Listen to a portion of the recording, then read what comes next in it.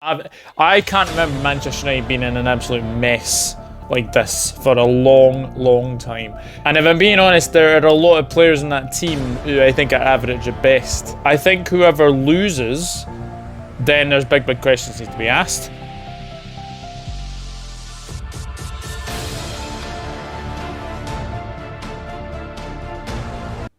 I cannot explain how much this is really gonna hurt me, but right everyone, it is Finn here, and welcome to my Premier League Match Week 3 predictions, where today we've got some big games to talk about, perhaps some big disappointments. I'd rather not talk about it yet, but of course every game coming your way this Premier League Match Weekend we're going to be talking about in today's video. Now of course I would like to start this video off with a sincere apology, as this was supposed to be a collaboration with the Dugout Football channel. Unfortunately, the only times our calendars could really align, I did have a power outage. I'm not mad.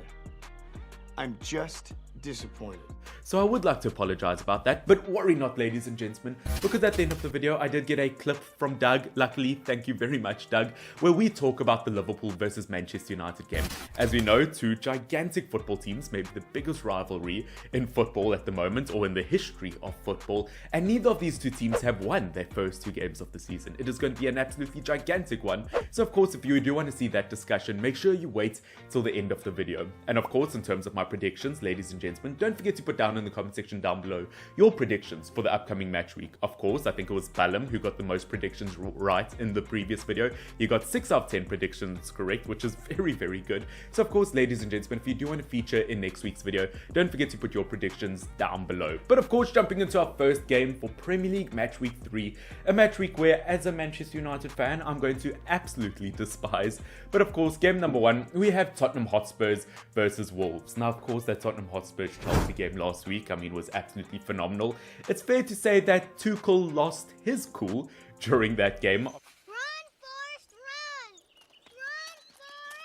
Of course, I mean, it just had absolutely everything you love in football. It had a comeback, it had the competitiveness, it had a fight, both managers got a red card, have to love it. But of course, looking at Wolves versus Tottenham Hotspurs, I just have to say that I think Spurs outright favourites, and they've almost got no excuse to lose a game like this. Of course, looking at Wolves, been very underwhelming. I mean, a loss to Leeds United and a draw to Fulham. Once again, Wolves aren't at the level that they were at 2-3 years ago. They're not necessarily the vicious Wolves anymore. Once again, they're kind of like the little puppy dogs whimpering in the corner. Once again, I hope Wolves do recover, but looking at Spurs at the moment, just the way they've been performing, how resilient they've been as of late. Yes, once again, they still have a few defensive worries to sort out. Luckily, Wolves aren't the best on the attacking front. And I mean, from the attacking point of view for Spurs, they've had 5 different goals this season and 5 different goal scorers. Once again, really showing that everyone's kind of pulling their weight in this team. And as I said, I can only see Tottenham Hotspurs winning this one. And of course, in terms of a play to watch, once again, they've got so many really brilliant stars at the moment. But you know what? I think I'm going to go for Richarlison. I think he's going to score his first goal for Tottenham Hotspurs, seeing that everyone seems to be scoring for them. Now, moving on to game number 2, we've got Crystal Palace versus Aston Villa. Now, I'm not quite sure what's happening at Aston Villa at the moment. Unfortunately, their brand new centre-back signing, they were supposed to revolutionize their whole defense, has ruptured his Achilles and will be out until next year. Once again, it's an absolutely gigantic loss for them. Obviously, they recently beat Everton 2-1, which I will say the goals that they scored were very well worked, but defensively, once again, they have a lot of worries. Obviously, especially looking at Crystal Palace scoring that 1-1 draw versus Liverpool, absolutely gigantic result for them. I do have to say, I do feel somewhat sorry for Crystal Palace. It's been more of a crystal prison as of late, as their first 2 games have been versus both Arsenal and Liverpool. And saying that, I think that they've coped very well in those first 2 games. There's something about this Crystal Palace team where defensively, I feel like they can be very resilient. On the attacking front, once again, they seem to have the ability to produce absolute magic on the counter-attack. They were brilliant versus Liverpool, and I actually think Crystal Palace could snatch the points versus Aston Villa. I mean, especially looking at a player like Wilfried Zaha, who I have to mention as man of the match. Looking at him, I mean, he's gotten, 10 goals in the calendar year since January, which is the same amount of goals that Cristiano Ronaldo scored in the Premier League. Dare I say, he is better than the GOAT himself. I am unsubscribing from this drama. Maybe I won't go that far, but looking at Crystal Palace, as I said, I think they've got the makings to be a really good team, and I think Patrick Vieira is working on a seriously good project. Moving on, we've got Everton versus the Tricky Trees Nottingham Forest. Now, of course, looking at Nottingham Forest, that performance that they had versus West Ham United, absolutely brilliant. I mean, once again, I think West Ham United could have been there till midnight, maybe a whole month of playing football, and I don't think they would have scored a goal. Something was so incredibly resilient about this Nottingham Forest team. We're looking at Everton, once again, they've kind of been struggling as of late. Saying that, yes, I know they've lost both of their 2 games so far this season, but I wouldn't say that they've been absolutely awful. I do feel like there are some redeeming factors. Something definitely has to change. I do feel like they need 1 or 2 more stars in the team. I do think that they desperately do need another number 9 up front, because at the moment, as much as I like Anthony Gordon, I don't think that he's the proper striker attacking power Everton need, especially considering that there's a chance that they might lose him to Chelsea, which I feel like it would really be a kick in the nuts for Frank Lampard at the moment. Yes! My turn, assholes! Especially losing him to Chelsea. But of course, looking at Everton, once again, they are in a tricky situation at the moment. As I said, Forest had a very good game versus West Ham, and I actually backed the chances for a 1-1 draw. I think both teams could go away with points here.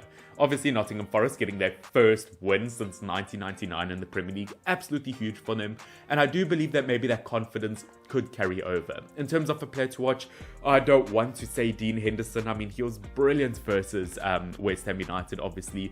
Looking at them, I think I'm going to go for their striker. I think it's going to be, what's his name again? I forgot his name. Who are you? I think it's going to be Awoni. He seems to be a really, really class striker. Yes, maybe his goal was slightly lucky versus West Ham United, but he seems to be a really solid striker. He gets in the right positions, and versus this very, very wobbly Everton team, to say the least, I do think he will have the ability to score. Now, moving on to our next game, we've got Fulham versus Brentford. Now, Brentford, I don't want to talk about you. I mean, we always love it when an underdog has the ability to win a game. Unfortunately, Manchester United couldn't do that versus Brentford. But looking at Brentford, once again, they just look so good at the moment. I mean, they came back versus Leicester City to make it a 2-2 draw. A 4-0 win in the first half versus Manchester United. Once again, I would like to say that, oh, maybe Manchester United picked up a level as they didn't concede any goals in the second half. Where I think the reality is that Thomas Frank kind of said in the second half is, guys, we've already won the game. Go out and have fun. I think looking at this Brentford team, I do think that they've got some magnificent players. I think looking at Fulham, I could say the same about them. Obviously 2 draws in their first 2 games versus Wolves and obviously versus Liverpool. I think both of these 2 teams, once again, really, really strong. But I do think looking at Brentford after that game versus Manchester United, looking at the kind of confidence levels they have, I do think that the Bees have the ability to sting. As I know, I think Manchester United kind of have a bee allergy at the moment. And of course, in terms of a player to watch, I'm going to go for the brand new Cameroonian international, Mbeumo. Obviously looks to be a really solid attacker, was brilliant last season, and I think once again this is going to be his kind of breakout season where he gets a lot more recognition. Now moving on, we've got Leicester City versus Southampton. Now I cannot believe I'm saying this, where 2 seasons ago Leicester City got a 9-0 win versus Southampton.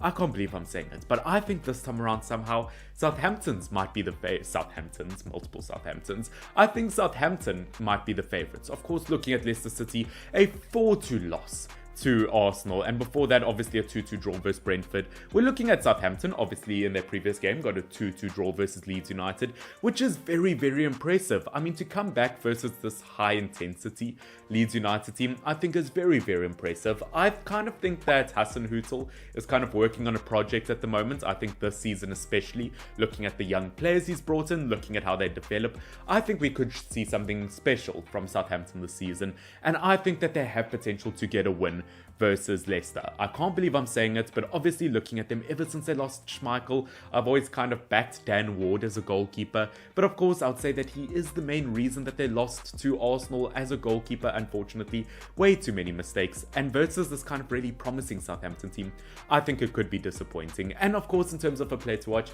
I think I'm going to go for Joe Aribo. Once again, another Nigerian prince. As he saw, he was really good in the previous game. He did end up scoring a goal, and once again, I think will be a player who will break out in the Premier League.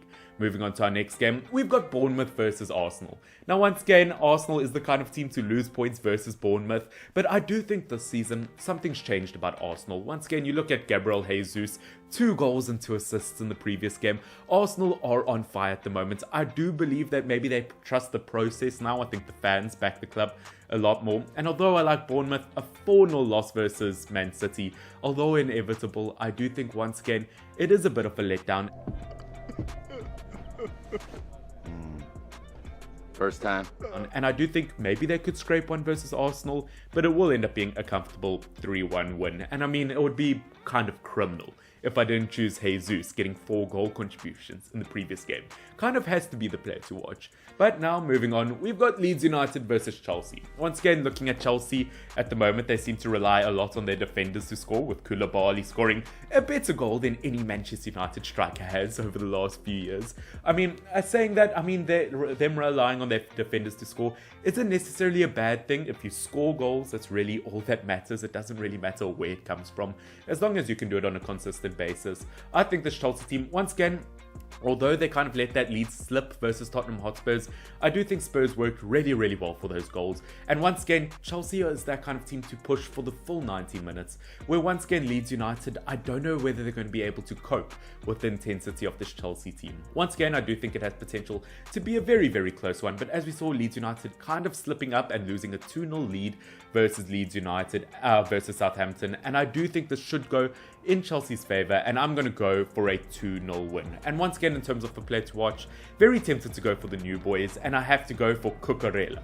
Not just because he's got that magnificent head of hair, but once again, a really, really fantastic player. Let's hope that no one drags him down by their hair at the end of the day. It gives me Marwan Fellaini vibes.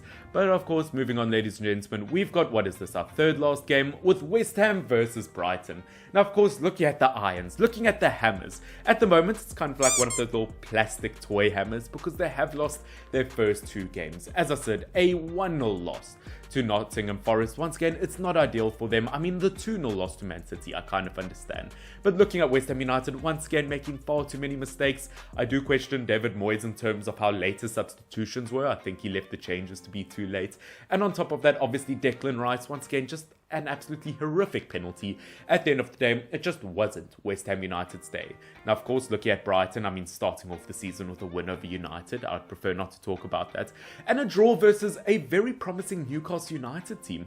I think this Brighton team had something special, and I think they could surprise a lot of people this season. Once again, looking at these 2 teams, I do think David Moyes, he is a smart manager. I do think he will make the correct changes to this West Ham United team. But as I said, looking at Brighton, they were attackingly brilliant versus Newcastle United. Dare I say attackingly dominant from time to time. I do think Brighton have the ability to surprise us, and that's why, once again, I think this could be another draw. And in terms of a player to watch, once again, it's kind of tricky. I think looking at West Ham United, although it didn't start the game, by far their best player once coming off the bench had to be Maxwell Cornet, and I do think his trickery will play a big role versus Brighton. Now, of course, jumping into our second game, we've got Newcastle United versus Manchester City.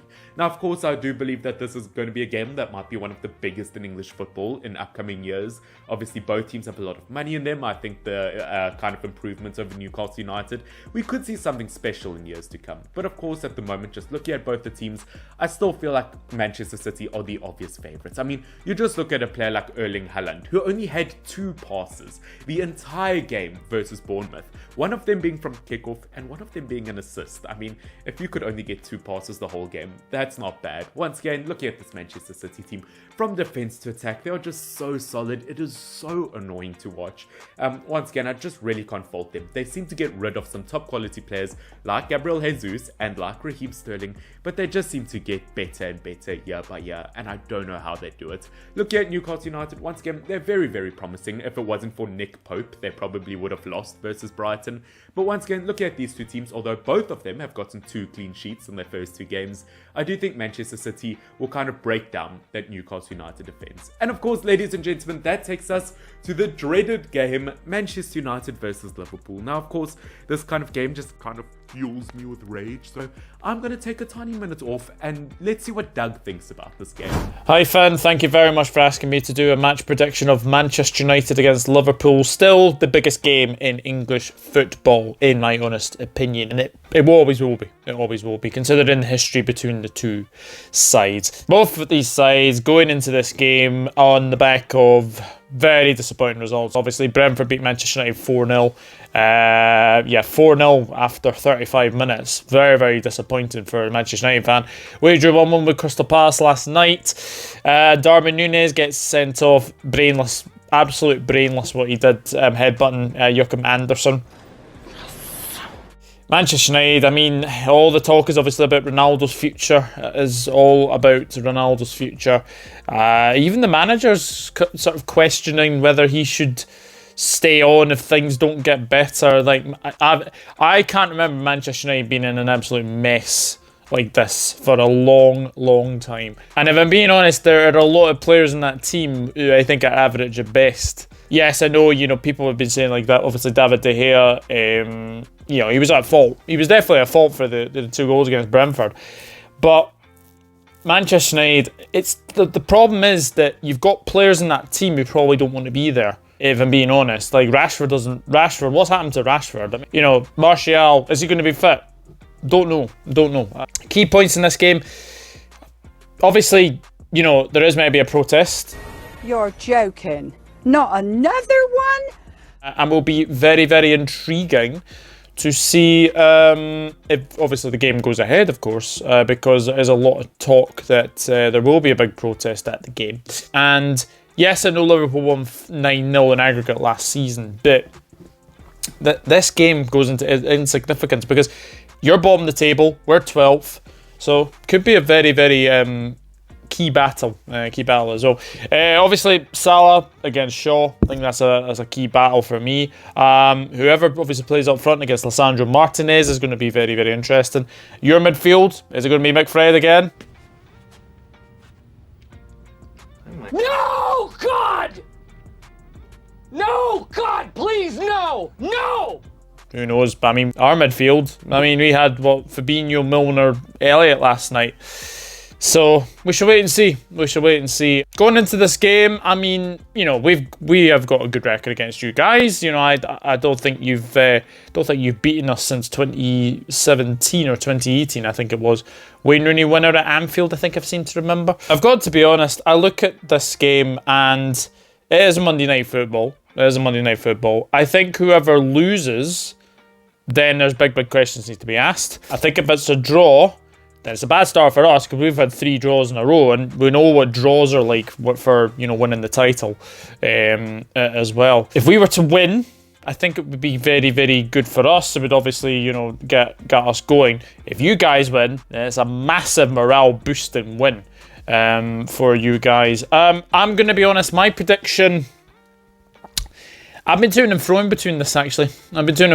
I can't see you keeping us out. I'll say that now. I cannot see you keeping us out on Monday. I cannot see you keeping us out. But then again, I can't see us keeping you out. So that's the thing. My prediction, I'm going for Manchester United 1, Liverpool 3. I think what's going to happen is you guys will get a goal from somewhere, and I think we'll get 3 quick-fire goals. That's my opinion. Finn, thank you very much for asking me to do a prediction. And I hope that your people subscribe to this lovely guy as well on YouTube. Very, very good channel, Finn Krauser Football. So please go over and subscribe. And we'll collab very, very soon, my friend. Take care. Bye-bye for now. Now, thank you very much for that clip, Doug. Once again, I'm really, really sorry we weren't able to do this collaboration, but I do think I tend to agree with majority of what Doug says. I do think once again, there's just no way we're going to keep Liverpool out at the moment. I mean, if you look at United, 2 horrific records broken. Of course, this is the first ever time we've lost to Brentford in the Premier League, and it's a 4-0 loss, our worst ever loss in the first half of a game. And of course, losing to Brighton the first ever time at Old Trafford. Once again, United defensively so shocking, but once again, I don't know if I agree with Doug in terms of them being able to keep us out. I do think that maybe Liverpool could keep us out, although that they do have some defensive injuries. It is a hindrance, but at the end of the day, I do think Liverpool, I hate saying it as a Manchester United fan, I just don't see a single way we're keeping them out. I mean, you just look at our last 3 games versus them. We've conceded 13 goals past Liverpool in our last 3 games. We just seem to be getting worse and worse. I hate to say it, but I think we're going to lose minimum a 3-0 loss versus Liverpool, which really does suck to say. You know what, actually, let me give me some benefit of the doubt. A 2-0 loss, which sadly enough would still be our best result past them in the last 2 years. But ladies and gentlemen, that is it for today's Premier League prediction video. As I said, I'm absolutely heartbroken to think United could go 3 games without a single point in the Premier League. It is absolutely tragic to say. As I said, don't forget to put your predictions down in the comment section down below. Of course, whoever gets the most accurate predictions will feature in next week's video. Of course, ladies and gentlemen, once again, send me some sort of hope. Send me some sort of pray for the upcoming week, because as a Manchester United fan, it is very grim at the moment. Of course, don't forget to subscribe if you want to catch more of my content in the future, along with liking the video down below. Once again, your kind of support would kind of relieve my pain from Manchester United. As I said, it's a very dark time. But guys, this has been Finn, FYNN. Don't forget to subscribe to Doug as well. Cheers.